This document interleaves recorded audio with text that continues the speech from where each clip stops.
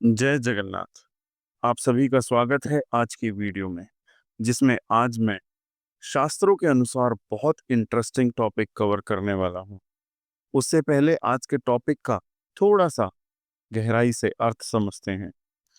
देखिए, जो ज्योतिष सिर्फ, जी हाँ, एस्ट्रोलॉजर की बात कर रहा हूं, जो ज्योतिष सिर्फ ग्रहों की स्थिति देखकर फल बताते हैं, वो अधूरा है। क्योंकि असली रहस्य तो वहां छुपा है जहां ग्रहों के पीछे के देव तत्व काम कर रहे होते हैं। आज जैसे कि हम मंगल पर बात करने वाले हैं, और जब हम मंगल की बात करते हैं तो ज्यादातर लोग उसे सिर्फ एक ग्रह मानते हैं। वो भी कैसा? गुस्से वाला, तेज देने वाला, झगड़े करवाने वाला। लेकिन अगर मैं आपसे कहूं कि ये मंगल के हर घर में एक एक देवता की चेतना जुड़ी होती है। जी हाँ, शास्त्रों में इन्हें कहा गया है 8 वसु। ये 8 वसु कोई कल्पना नहीं, बल्कि वेदों में वर्णित वो दिव्य शक्तियां हैं। धरा, एह, अनल, अनिल, प्रत्युषा, प्रभास, सोम और ध्रुव, जो सृष्टि का संतुलन बनाए रखते हैं। शास्त्रों में कहा गया है कि ये 8 वसु कभी 33 कोटि देवताओं का हिस्सा रहे, जिन्होंने सृष्टि का संतुलन बनाए रखने की जिम्मेदारी ली थी। महाभारत में इन्हें मनु के पुत्र कहते हैं, तो रामायण में इन्हें कश्यप और अदिति के संतान। यानी हर भाव में मंगल सिर्फ फल नहीं देता, वो आपको उस वसु से जोड़ता है जिससे आपने किसी जन्म में कुछ सीखा या खोया है। अब यही मंगल उन 8 वसु के जरिए आपकी आत्मा की अधूरी कथाओं को दोबारा खोलने आया है। जब मंगल किसी भी भाव में आता है तो वो सिर्फ आपके स्वभाव को नहीं बदलता, वो आपको, या फिर ये कहूं कि वो उस भाव से जुड़ी वसु शक्ति को भी जगाता है। और जब वो शक्ति जागृत होती है, तब जीवन में कुछ बड़ा बदलाव है। यही कारण है कि पराशर होरा, विष्णु पुराण, देवी भागवत, स्कंद पुराण, इन सब में इन वसु तत्वों का गहरा जिक्र मिलता है। आज मैं आपको वही समझाने वाला हूं, और एक अलग नजर से। तो आज की इस वीडियो को बहुत ध्यान से सुनना है आप सभी को। ध्यान से सुनिएगा कि जब मंगल आपकी कुंडली के प्रथम भाव यानी लगन में बैठता है, तो ये सबसे पहले वो आपके पूरे स्वभाव को बदलता है, अपने ही अनुसार शेप करता है। आप कैसे बोलते हैं, कैसे सोचते हैं, कैसे किसी चीज का सामना करते हैं, ये सब मंगल तय करता है। अगर आपका मंगल यहाँ है तो आप अंदर से बहुत तेज और सीधे साधे होते हैं। जो बात दिल में आई वो बोल दी, जो करना ठान लिया उसे, या फिर उसके लिए रुकना नहीं जानते। लेकिन यहाँ एक बात समझने वाली है कि ये जो तेजी है, ये यूं ही नहीं आई आपके अंदर। ये तेज अंदर से आया है। किसी पुराने जन्म की कोई अधूरी बात, कोई अपमान, या फिर कोई चुपचाप जली हुई आग, जो अब इस जन्म में आपके भीतर मंगल के जरिए सामने आ रही है। अब यहाँ एक और चीज समझ लीजिए कि शास्त्रों में ये कहा गया है कि मंगल लगन में होता है तो उससे जुड़ता है एक वसु, जिसका नाम है अनल, मतलब अग्नि। लेकिन ये कोई यज्ञ की साफ सुथरी अग्नि नहीं, ये वो अग्नि है जो चुपचाप जलती है, अंदर ही अंदर। कभी आपने सोचा होगा कि मुझे खुद को साबित करना है, मैं किसी से कम नहीं हूं, ये वही अग्नि है। अब मंगल का मकसद ये है कि आप इस आग को सही रास्ते पर लगाएं, घमंड में नहीं, बल्कि उसे अपने आत्मबल में बदलें। अब शास्त्र में, यानी बृहद पराशर शास्त्र में साफ साफ कहा गया है कि मंगल देखने में क्रूर लग सकता है, लेकिन उसका असली स्वभाव क्या है? धर्म की स्थापना करना। मतलब मंगल चाहता है कि आप उस आग को, जो आपके अंदर जल रही है, उसे किसी गलत दिशा में ना ले जाएं, बल्कि उसी अग्नि को आप धर्म की मशाल बनाइए। यानी अगर आपके अंदर गुस्सा है, लड़ने की ताकत है, तो उसे गुस्से में ना बहने दीजिए, उसे किसी अच्छे काम में लगाइए। जैसे किसी की रक्षा करना, अन्याय के खिलाफ खड़े होना, या फिर अपने परिवार का सहारा बनना। जब मंगल आपकी कुंडली के दूसरे भाव में हो, तो उसका सीधा असर आपकी वाणी पर आता है। आप कैसे बोलते हैं, किस टोन में बोलते हैं, और आपकी बातें सुनकर सामने वाले पर क्या असर होगा, ये सब मंगल से जुड़ जाता है। अब अगर आपका मंगल यहाँ है, तो आपकी बातों में एक अलग ही तेज तो दिखाई देगा ही। बोलते समय आप सीधे मुद्दे पर आते हैं, लेकिन कई बार वो बात इतनी कड़वी या सख्त हो जाती है कि सामने वाला चुप ही हो जाए। कुछ लोग तो आपकी कही बातों को दिल से लगा कर बैठते हैं और अंदर ही अंदर टूट जाते हैं। इसलिए आपको ये समझना बहुत जरूरी है कि आपकी आवाज में ताकत है, लेकिन वो ताकत कब अमृत बन जाए और कब जहर, ये फर्क समझना ही आपकी असली परीक्षा होगी। अब यहाँ पर जो वसु जुड़ता है, उसका नाम है सोम, यानी कि चंद्रमा का रस। शास्त्रों में सोम को वो अमृत कहा गया है जो देवताओं को अमर बनाता है। अब जरा सोचिए कि अगर उस अमृत में मंगल की चिंगारी घुल जाए तो क्या होगा। यही स्थिति आपके जीवन में बनती है। मंगल यहाँ आपको ये सिखाने आता है कि शायद कभी आपने अपनी वाणी से किसी मासूम दिल को बहुत गहरी चोट दी। कोई ऐसा वाक्य जो तीर बनकर चला हो और जिसे सुनकर किसी की आत्मा तक कांप गई हो। अब इस जन्म में मंगल आपको ये काम सौंपता है कि अब की बार आपकी वाणी अमृत बननी चाहिए। आपकी जुबान से निकला हर शब्द अब किसी को जोड़ने वाला हो, तोड़ने वाला नहीं। विष्णु पुराण में एक बहुत ही सुंदर बात कही गई है कि जो वाणी सत्य और मधुर हो, वही सोम है, और असत्य या कठोर वाणी विष है। मंगल अब इसी विष को अमृत बनाने में आया है, और अब आपको अपनी आवाज से प्यार फैलाना है, हीलिंग देना है। पैसा आएगा, जरूर आएगा, लेकिन उससे ज्यादा जरूरी क्या है कि आपकी वाणी लोगों के दिल में जगह बनाए। क्योंकि जीवन में असली कमाई धन से नहीं बल्कि शब्दों से होती है। इसीलिए मैं आपको आज ये बात सिखाना चाहता हूं कि आपकी आवाज को और अपनी आवाज को हथियार मत बनाइए, उसे एक वरदान बनाइए। जब आपकी बातों से लोग मुस्कुराएंगे, तब समझिए मंगल आपका असली काम कर रहा है। जब मंगल आपकी कुंडली के तीसरे भाव में आता है, तो वो एक हिम्मत, आपकी बोली, आपके भाई बहनों से रिश्ते और आपके अपने कॉन्फिडेंस पर सीधा असर डालता है। अगर आपका मंगल यहाँ है, तो आप वो इंसान बनते हैं जो बिना डरे बोलता है, बिना सोचे भिड़ जाता है, और जिसे हर बहस में खुद को सही साबित करना आता है। कई बार आप किसी की बात को हल्के में ले लेते हैं, या फिर जरा सी बात को बहुत बड़ा बना देते हैं।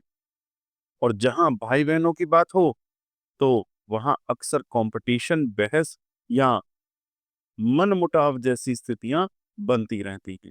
इसीलिए मैं आपको सिखाना चाहता हूं कि इस मंगल की ताकत को अगर सही दिशा ना दी जाए, तो ये रिश्ता और बोलचाल दोनों में नुकसान पहुंचा सकता है। ध्यान से सुनिए अब इस बात को कि अगर मंगल के साथ जुड़ता है जो वसु, वो है अनिल, यानी हवा का देवता। लेकिन ये हवा वो हवा जो एक समय पर किसी की सच्चाई को उड़ाकर मजाक बना दी गई थी। शायद पिछले जन्म में आपने या किसी न किसी के सच को हवा में उड़ा दिया गया था, और उसी का कार्मिक असर है अब आपकी जुबान, आपकी सोच, आपके रिश्ते में लौट कर आए हैं। अब अगर ये हवा कंट्रोल में रही, तो आपकी बातों से लोग जुड़ेंगे, आपकी हिम्मत की प्रेरणा बनेगी। लेकिन अगर यही हवा बेकाबू हो गई, तो आपकी जुबान आपका स्वभाव और आपके अपने रिश्ते सब कुछ बिखर सकते हैं। और ये मैं यही आपको सिखाना चाहता हूँ कि इस हवा को थामना है, प्यार से चलना है। देवी भागवत पुराण में साफ कहा गया है, वायु ही वो शक्ति है जो लोगों को जोड़ती भी है और तोड़ती भी है। अब सोचिए, अगर मंगल इस वायु में ज्यादा तेजी से भर दे तो क्या होगा। इसीलिए तीसरे भाव में मंगल हमें एक बहुत बड़ी सीख देने आता है कि आपकी बातें, आपकी हिम्मत और आपकी ऊर्जा में अगर संतुलन होगा तो आप बहुत कुछ बना सकते हैं। आपका शब्द ही आपका अस्त्र है, और जब वो प्रेम के साथ चलेगा तो हवा नहीं, जीवन की सांस बन जाएगा। बस यही समझाना चाहते हैं कि आपको अपनी शक्ति को पहचानिए, उस पर कंट्रोल रखिए। अब आप बहुत ध्यान से समझिएगा कि अगर मंगल आपकी कुंडली के चौथे भाव में है तो इसका असर सीधा आपके घर के माहौल, आपकी माँ से आपका रिश्ता और आपके अंदर के सुकून पर आता है। ऐसे में बहुत बार देखा गया है कि घर तो होता है पर उसमें वो शांति नहीं होती जिसका आपको सबसे ज्यादा इंतजार है। माँ से इमोशनल दूरी, घर में बार बार तनाव और मन का बेचैन रहना, ये सब आम बात हो जाती है।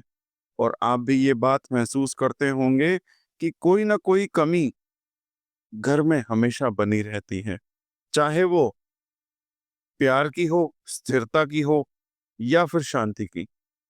मैं आपको यही सिखाना चाहता हूँ कि जब मंगल यहाँ आता है तो वो हमें सिर्फ घर का अर्थ नहीं, घर की कीमत भी समझाने आता है। अब यहाँ जो वसु जुड़ता है उसका नाम है धरा, यानी हमारी धरती माता। शास्त्रों में कहा गया है कि धरा वो शक्ति है जो सब कुछ सहती है लेकिन कभी पलट कर कुछ नहीं कहती। अब सोचिए, अगर किसी के पिछले जन्म में आपने किसी की जमीन छीनी हो, माँ को उसके घर से बेघर किया हो या किसी के सुकून को छीन लिया हो, तो वो वही कार्मिक असर इस जन्म में मंगल के जरिए लौट कर आता है। इसीलिए चौथे भाव का मंगल कई बार ऐसा अनुभव कराता है कि आप या फिर आपके पास सब कुछ होते हुए भी मन खाली लगता है। देखिए, घर सिर्फ ईंट और छत नहीं होता, वो माँ की ममता से बना एक मंदिर होता है।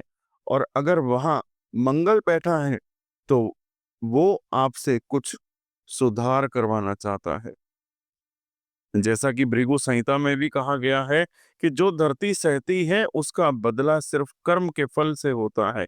यानी अगर आपने किसी की पीड़ा का कारण बने हो तो अब मंगल उसी पीड़ा को आपको महसूस कराकर कहता है कि अब बदलो, अब संवरो और अब उस ऋण को उतारो। तो अगर आपके घर में टेंशन है, माँ से अनबन है, मन बेचैन है, तो समझिए कि यह सब कुछ आपको कुछ सिखाने के लिए हो रहा है। मंगल यहाँ आपको मिट्टी से जुड़ना सिखाता है, सेवा और घर को मंदिर बनाने की भावना देता है।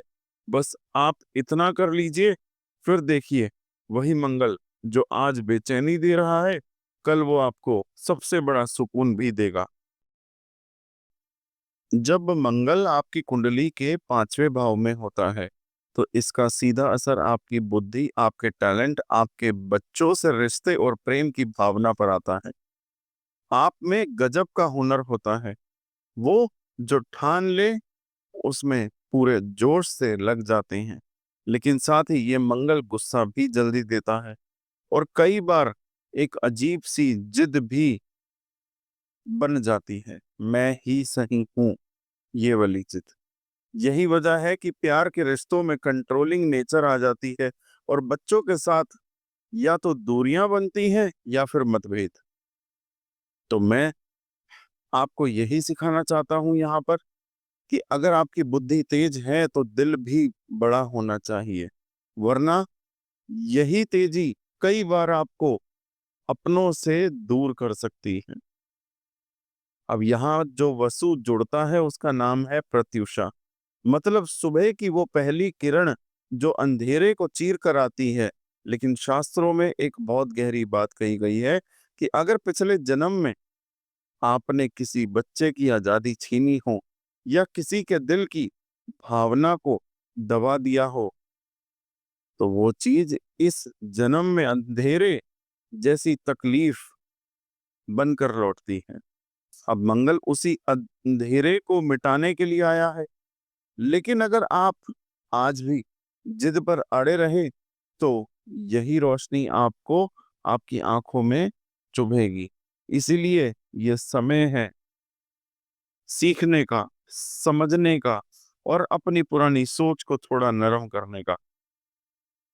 प्रत्युषा की बुद्धि की पहली जागृति होती है, ऐसा शास्त्रों में कहा गया है। यानी जो रोशनी सबसे पहले आपके मन को जगाती है वही प्रत्युषा है। और मंगल अब उसी बुद्धि पर पहली रोशनी आपके जीवन में वापस लाना चाहता है। लेकिन ये तभी संभव है जब आप भी उस बदलाव के लिए तैयार हो। आप अपने टैलेंट का इस्तेमाल करें, लेकिन साथ में विनम्रता और समझदारी भी लाएं। बच्चों से जुड़िए, प्रेम में ईगो नहीं अपनाना है आपको, क्योंकि यही मंगल आपको बताने आया है कि असली जीत उस तेज में है जो औरों को भी रोशन करे। बस यही मंगल की सबसे बड़ी शिक्षा है। तो जानिए और बनिए, तेज बनिए, लेकिन ऐसा जो दूसरों को जलाए नहीं, बल्कि उन्हें भी रोशनी दे। जब मंगल आपकी कुंडली के छठे भाव में आता है, तो ये आपको जबरदस्त हिम्मत और मुकाबला करने की ताकत देता है। आप छोटी-मोटी बातों से डरते नहीं हो और मुश्किलों से लड़ने की एक अलग ही ऊर्जा आपके अंदर है। लेकिन साथ ही मंगल यहाँ कोर्ट केस, दुश्मनी, झगड़े, बीमारियां और बार-बार टकराव की स्थिति भी बनाता है। अब सवाल ये है कि क्या आप हर बार लड़ाई को ही रास्ता मानेंगे या कुछ ऐसा सीखेंगे जो आपको इन झगड़ों से ऊपर उठाएगा। छठे भाव का मंगल असली ताकत आपके शरीर से नहीं, आपके आत्म बल से नापता है। अब यहाँ वसु आता है, उसका नाम है आहा, मतलब अंदर का तप। यानी वो अग्नि जो बाहर नहीं दिखती, लेकिन अंदर आपको तपाकर मजबूत बनाती है। शास्त्रों में कहा गया है कि जब आप दूसरों को नीचा दिखाते हैं, बार बार किसी को दबाते हैं या अपमान करते हैं, तब आपका खुद का तेज धीरे धीरे खत्म होता चला जाता है। और फिर वही ऊर्जा छठे भाव में मंगल बनकर लौटती है, ताकि आप समझें कि असली शक्ति दूसरों से जीतने में नहीं, खुद को बदलने में है। मंगल अब आपसे दो बातें पूछता है, आप सिर्फ लड़ना चाहते हैं या अब खुद को संवारना चाहते हैं। जो भी रास्ता आप चुनेंगे, वहीं से आपका भविष्य तय होगा। देवी भागवत में एक गहरा सूत्र दिया गया है, तप ही असली तेज का स्तोत्र है और उसी से आत्मा को विजय मिलती है। छठे भाव में मंगल अब यही तप आपसे चाहता है। आप बाहर से कितने भी स्ट्रांग हो, अगर अंदर से टूटे हुए हैं, तो जीत अधूरी रह जाएगी। इसीलिए वक्त है अंदर से मजबूत इंसान बनने का, क्योंकि मंगल तभी संतुष्ट होता है जब आप न सिर्फ दुनिया से, बल्कि खुद से भी जीतने की हिम्मत रखते हैं। जब मंगल आपकी कुंडली के सातवें भाव में आएगा, तो इसका सीधा असर कहाँ पड़ेगा? आपके रिश्तों पे, शादी पे, पार्टनरशिप पे और लाइफ के कंपेनियन पर आता है। आप में रिश्ते को लेकर एक जबरदस्त खिंचाव होता है। मतलब प्यार में तेजी बहुत होती है, लेकिन यही तेजी कभी-कभी इतनी ज्यादा हो जाती है कि उसमें गहराई भी आती है और दूरी भी। यानी एक तरफ तो दिल लग भी जाता है और दूसरी तरफ अनबन की स्थिति भी जल्दी बन जाती है। देखिए, सातवां भाव हमें रिश्तों को समझने, निभाने और सहेजने की परीक्षा देता है। और अगर मंगल यहाँ है, तो ये परीक्षा थोड़ी डिफिकल्ट जरूर होगी, लेकिन जरूरी भी है। अब यहाँ वसु आता है प्रभास, यानी वो प्रकाश जो रिश्तों को कैद नहीं करता बल्कि उन्हें फैलाता है, खुलने का मौका देता है। लेकिन अब जरा सोचिएगा कि अगर किसी पिछले जन्म में आपने किसी को इतना कंट्रोल किया हो, कि किसी रिश्ते को इतना दबा दिया हो कि उसमें घुटन की ही रह गई हो, तो वो कर्म वापस जरूर आएगा। मंगल उसी कार्मिक एनर्जी को साथ लेकर आपके जीवन में आता है, ताकि आप उस गलती को पहचाने और इस बार उसे ना दोहराएं। रिश्ते तोड़ने के लिए नहीं होते, उनमें उड़ान देने के लिए बनाए जाते हैं। अगर आप किसी को साथ चाहते हैं और किसी का साथ भी चाहते हैं, तो उसे आजादी भी देनी होगी, तभी रिश्ता टिकेगा। जैसा कि विष्णु पुराण में बहुत सुंदर बात लिखी है कि प्रभास वही ज्योति है जो बंधनों से मुक्ति देती है। यानी जब आप अपने रिश्तों को मजबूरी नहीं, समझदारी से निभाते हैं, तभी असली प्रकाश पैदा होता है। और आप मंगल 7वें भाव में आकर यही शिक्षा दे रहा है कि अब आपको संबंधों की लौकिक यानी वर्ल्डली कैद से ऊपर उठकर उन्हें आत्मिक आध्यात्मिक स्तर पर जीना है। रिश्तों में लड़ाई से ज्यादा जरूरी होता है समझना, सुनना और समय देना। और यही मंगल का संदेश है। तेज जरूर बनिए, लेकिन ऐसा तेज जो किसी को जला ना दे, बल्कि दोनों को मिलकर रोशन करे। मंगल आपकी कुंडली के 8वें भाव में आता है, तो ये प्लेसमेंट आपके अंदर से बहुत गहरा बना देती है आपको। आपके अंदर कुछ ऐसी ऊर्जा होती है जो बाकी लोगों को महसूस तो होती है, लेकिन समझ में नहीं आती। ये वही जगह है जहां डर, रहस्य, गुप्त बातें, अचानक होने वाले हादसे या गहरे बदलाव जुड़ जाते हैं। और ऐसे में बहुत बार आप खुद भी नहीं समझ पाते कि आपके अंदर इतनी हलचल क्यों चल रही है। मैं आपको यही सिखाना चाहता हूं कि 8वां भाव हमें सिर्फ डर दिखाने नहीं आता, वो हमें उस डर के पीछे छुपे हुए आत्मबल को पहचानने के लिए मजबूर करता है। अब यहाँ वसु फिर से आता है, अनल यानी अग्नि। लेकिन इस बार ये आग बाहर की नहीं, अंदर की है। ये वो अग्नि है जो शांत दिखती तो है, लेकिन भीतर सुलगती रहती है। शास्त्रों में साफ साफ कहा गया है कि अगर किसी की जन्म में आपने किसी गुप्त ज्ञान का दुरुपयोग किया हो, किसी को तंत्र शक्ति या मानसिक दबाव से नुकसान पहुंचाया हो, तो वो अग्नि अब आपके ही भीतर जलने लगती है। और मंगल इस बार आपको एक और मौका देता है कि उस अंदर की जलती हुई शक्ति को आत्मज्ञान या साधना के रास्ते में बदलने का। ये समय है खुद को तबाह करने का नहीं, खुद को जानने का और सुधारने का। जैसा कि कई शास्त्रों में कहा गया है कि जो गुप्त अग्नि को जागृत करता है उसे आत्म ज्ञान स्पर्श करता है। यानी वो व्यक्ति जो अपने अंदर की इस अनल को सही दिशा में जागृत करता है, वही सच्चे आत्मबल और गहरा ज्ञान को पा सकता है।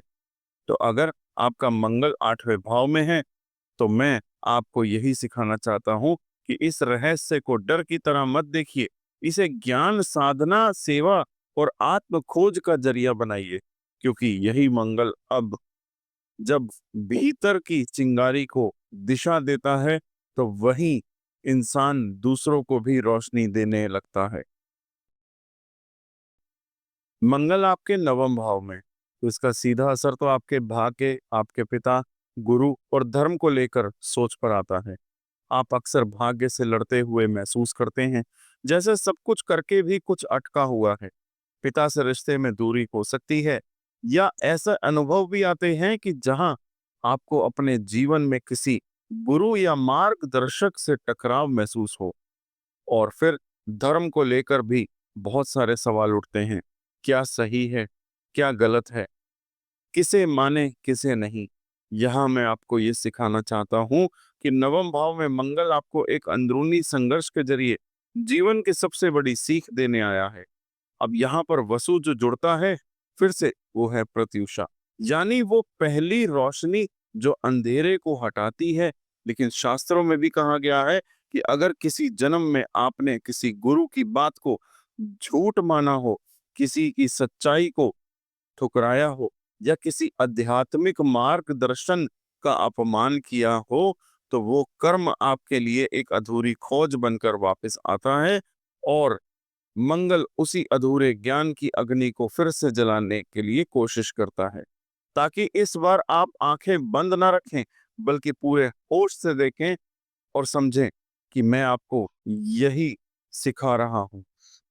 अगर आपने कभी रोशनी को नजरअंदाज किया है, तो अब वक्त है उस प्रत्युषा की ओर देखने का जो आपके अंदर से अंधेरे को मिटा सकती है। अब शास्त्रों की बात करें तो नवम भाव में मंगल हो और गुरु से विरोध हो तो धर्म का विनाश होता है। यानी अगर आप उसी कर्म में टकराएंगे जो आपको बचाने आया है, तो नुकसान तो जरूर होगा। लेकिन मंगल सिर्फ चेतावनी नहीं है, वो अवतार भी है। ये आपको कहता है कि अब उसी राह पर चलो जिससे कभी मुंह मोड़ा था, लेकिन इस बार श्रद्धा और समझ के साथ। यही मंगल की असली सीख है। भाग्य से लड़ो नहीं, उसके साथ चलना सीखो। तभी असली धर्म, असली ज्ञान और असली शांति आपके जीवन में आएगी। मंगल आपकी कुंडली के 10वें भाव में है, तो आपको करियर में बहुत ऊंचाई तक पहुंचाने की जिद देता है ये। आप चाहते हैं कि दुनिया आपको जाने माने और आपकी मेहनत का सम्मान करे, लेकिन साथ में क्या होता है? तनाव बढ़ता है, जिम्मेदारियों का बोझ कंधों पर महसूस होता है और एक अजीब सी बेचैनी मन में रहती है कि जैसे सब कुछ होते हुए भी कुछ अधूरा है। मैं आपको यही सिखाना चाहता हूँ। 10वां भाव आपको सिर्फ काम नहीं देता, बल्कि ये पूछता है आप अपने काम के जरिए क्या दे रहे हैं। अब यहाँ वसु आता है, आह, यानी तप। लेकिन इस बार ये तप सिर्फ अंदर का नहीं, बल्कि आपके कर्म से जुड़ा हुआ है। शास्त्रों में कहा गया है कि जो काम सेवा की भावना से किया गया है वो तप बनता है, और जो काम सिर्फ नाम या गुस्से से किया गया है वो बोझ बनता है। अब मंगल आपको ये समझाने आया है कि आप अपने कर्म को सेवा बना सकते हैं या संघर्ष। अगर आप अपने कर्म से दूसरों को रोशनी देना चाहते हैं, तो वही काम आपकी पूजा बन सकती है। लेकिन अगर उसमें सिर्फ अहंकार हो, तो वही कर्म आपको थका देगा, तोड़ देगा। देवी भागवत में साफ लिखा है, कर्म ही जीवन का निर्माण करता है, वही नाश भी।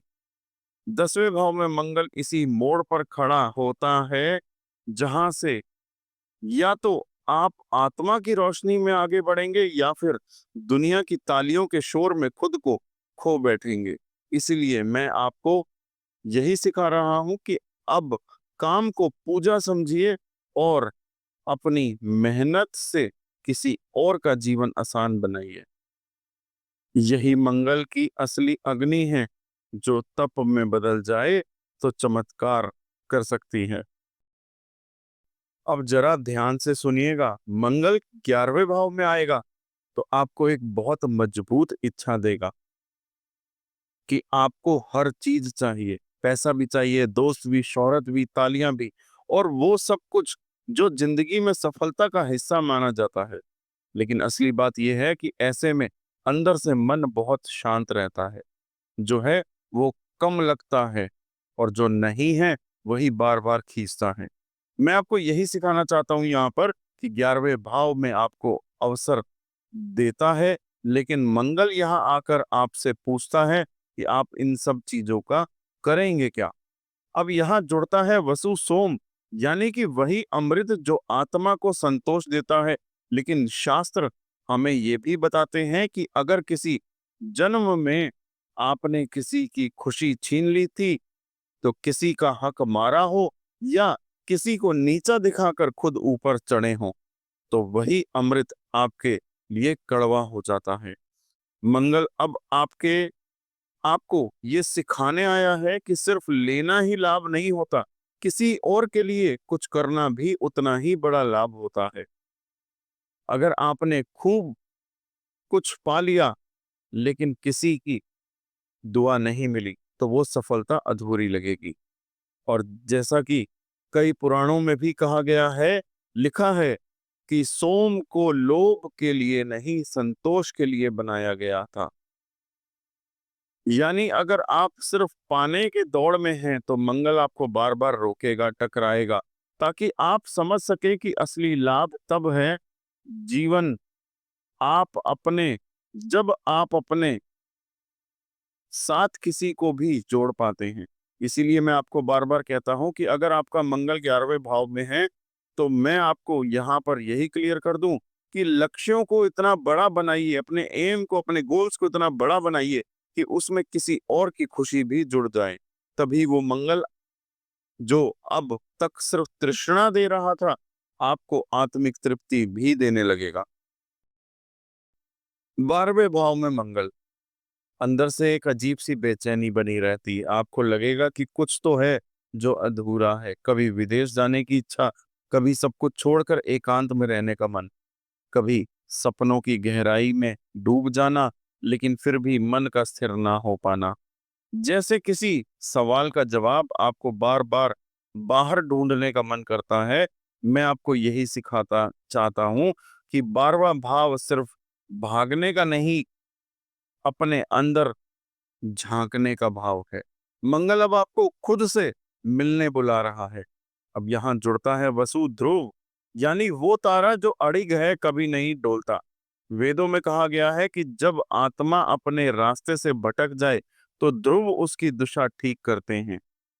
अब सोचिए कि अगर किसी के पिछले जन्म में आपने खुद की आवाज को ही अनसुना कर दिया हो, अगर आपने अपने जीवन के असली मकसद को मुंह से मोड़ दिया हो, अब मंगल उसी भटकती आत्मा को फिर से जगाने का मौका देने आया है।